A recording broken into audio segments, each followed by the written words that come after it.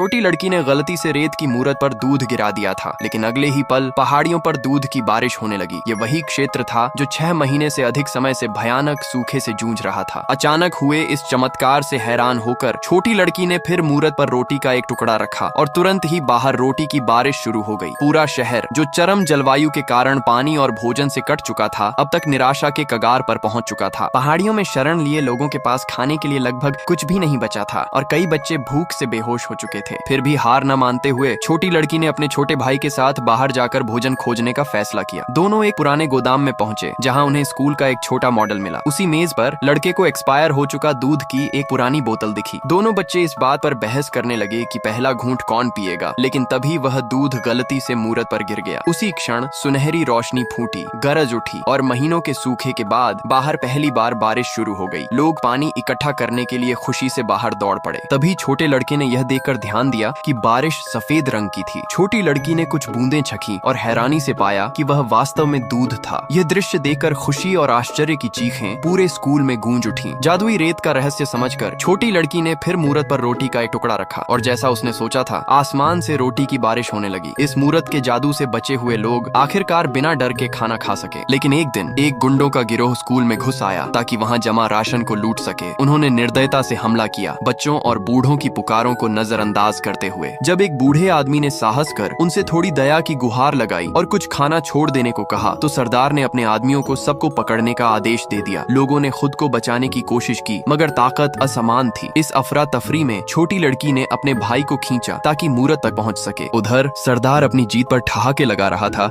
कि अचानक आसमान में एक गूंजती हुई आवाज सुनाई दी। सब लोग रुक गए और हैरान होकर चारों ओर देखने लगे। किसी को समझ नहीं आया कि आवाज कहां से आई थी। तभी छोटी लड़की ने खुद को स्कूल की रक्षक आत्मा घोषित किया और डाकुओं पर उनके अपराधों का आरोप लगाया। उसने उन्हें चेतावनी दी कि अगर वे अभी चले जाएं तो उन्हें माफ कर दिया जाएगा, वरना वे आकाश के क्रोध का सामना करेंगे। सरदार ने उस पर विश्वास करने से इनकार किया, लेकिन उसके आदमियों को यह ख्याल आया कि स्कूल में महीनों से बिजली नहीं थी, इसलिए यह आवाज किसी स्पीकर से नहीं आ सकती थी। यह सोचकर सरदार थोड़ी देर के लिए घबरा गया। तभी छोटी लड़की की आवाज फिर गूंजी, जिसने उन्हें आदेश दिया कि वे राशन लौटाकर तुरंत चले जाएं। सरदार अब भी नहीं माना और गुस्से में सच्चाई जानने के लिए सबको पकड़ने का आदेश दिया। उसी वक्त छोटी लड़की ने एक टॉर्च उठाई और आसमान की ओर इशारा करते हुए शांत मगर दृढ़ स्वर में पूछा कि क्या उसने कभी सुबह 3 बजे सूरज देखा है। सरदार ने व्यंग्य से जवाब देना चाहा कि कोई अपनी मर्जी से सूरज को नहीं बुला सकता, लेकिन इससे पहले ही छोटी लड़की ने उसे बीच में रोक दिया। उसने टॉर्च को आसमान की ओर उठाया और पूरे विश्वास से पुकारा कि रातें उसके बुलावे का पालन करें। अगले ही पल सब लोग स्तब्ध रह गए जब आसमान में तेज चमक फैली और वातावरण में अजीब सी ऊर्जा भर गई। हवा रुक गई और जो कुछ हो रहा था उसे देखकर हर व्यक्ति वहीं जड़ हो गया।